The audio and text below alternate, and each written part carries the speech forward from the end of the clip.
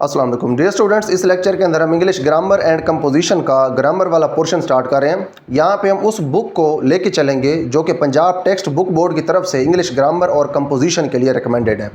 तो यहाँ पे हमारे पास यूनिट 1 है, इसको हम यूनिट 1 से ही स्टार्ट करेंगे, बेसिक से स्टार्ट करेंगे। यूनिट 1 के अंदर हमारे पास है पार्ट्स ऑफ स्पीच। यहाँ पे हमने ये देखना है कि जो हमारे पास वर्ड्स होते हैं किसी भी सेंटेंस के अंदर, वो वर्ड्स कितनी टाइप्स के होते हैं और वो जो वर्ड्स हैं उनका जो आगे डिटेल में स्ट्रक्चर है वो समझेंगे, उनकी आगे जो फर्दर टाइप्स हैं वो समझेंगे।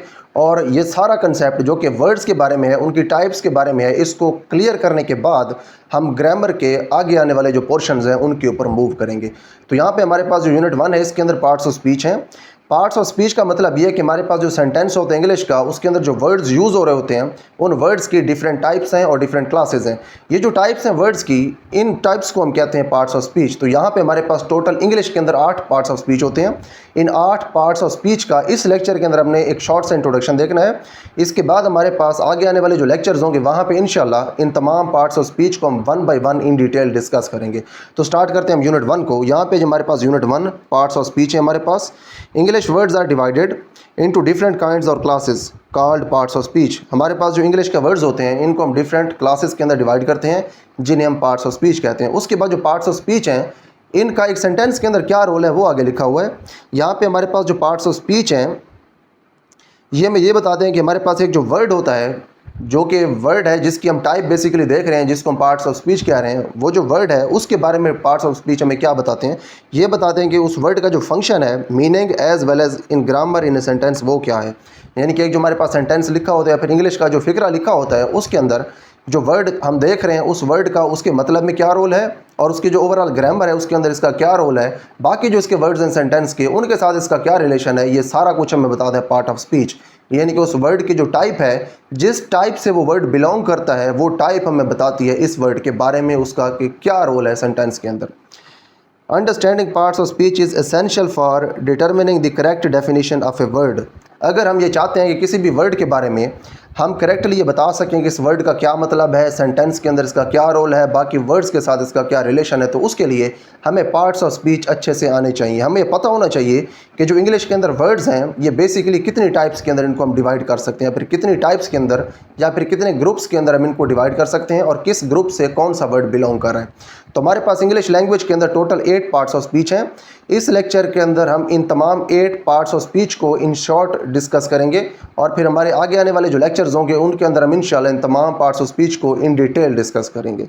तो यहाँ पे हमारे पास हैं 8 parts of speech. There are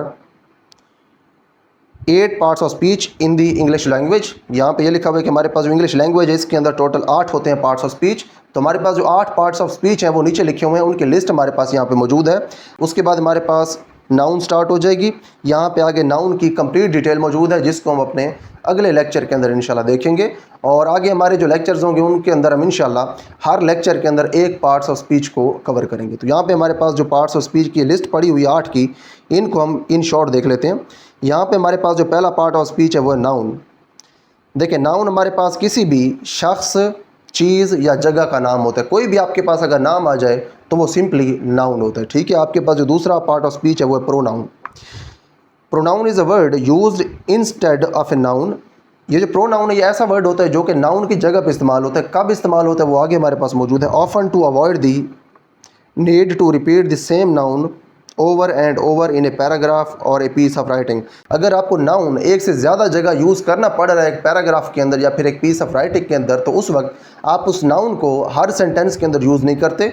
आप पहले उस नाउन को यूज़ कर लेते हैं, उसके बाद आगे आप उस नाउन की जगह किसी प्रोनाउन को यूज़ करते हैं। फॉर एग्जाम्पल हम कहते हैं Aslam is a student of 10th class. ठीक है, हमने यहाँ पे ये तो कह दिया कि जो असलम है ये 10th क्लास का स्टूडेंट है। आगे हमने जो असलम के बारे में डिटेल बतानी है अगले सेंटेंसेस के अंदर, वहाँ पे हम असलम को यूज़ नहीं करेंगे, इसके जगह हम कोई और वर्ड यूज़ करेंगे। फॉर एग्जांपल हम कहते हैं Aslam is a student of 10th class, he comes to school daily, he completes his homework daily. ठीक है, अब यहाँ पे देखें पहले हमने असलम का वर्ड यूज़ किया, उसके बाद आगे हमने जब असलम का जिक्र किया तो हमने वहाँ पे उसका नाम नहीं लिया, हमने उसकी जगह पे ही यूज़ कर लिया।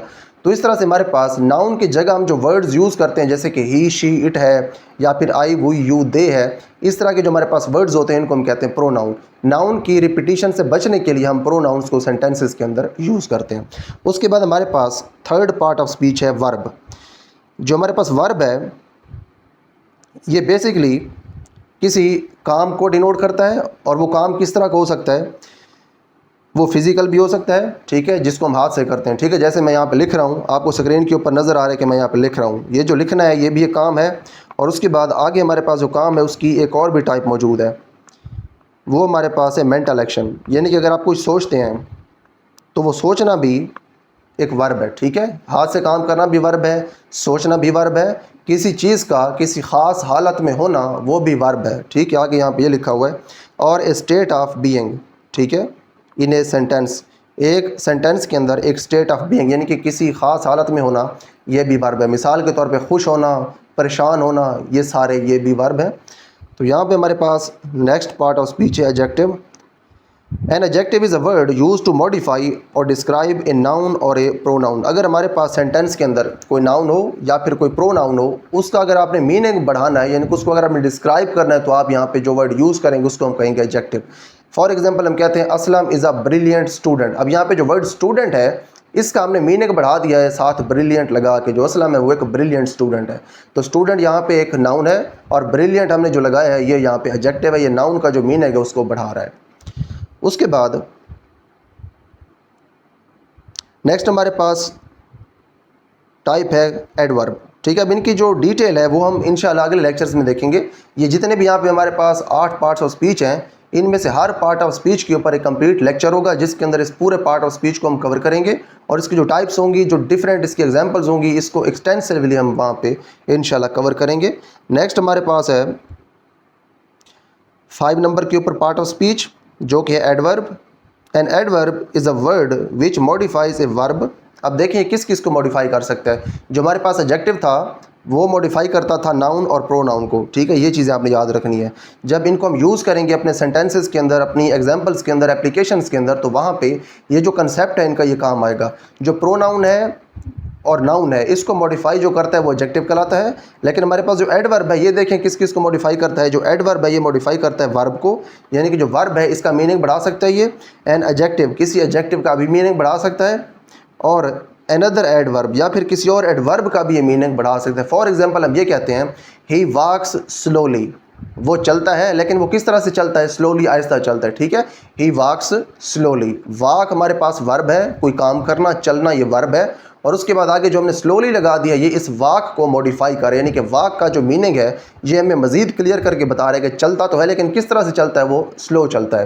तो हमारे पास जो स्लोली है वो एडवर्ब है, ठीक है। इस तरह से हमारे पास जो वर्ड्स होते हैं जो कि किसी एडजेक्टिव को, किसी एडवर्ब को और उसके बाद किसी वर्ब को मॉडिफाई करते हैं, उन्हें हम कहते हैं एडवर्ब्स। उसके बाद हमारे पास है प्रपोजिशन।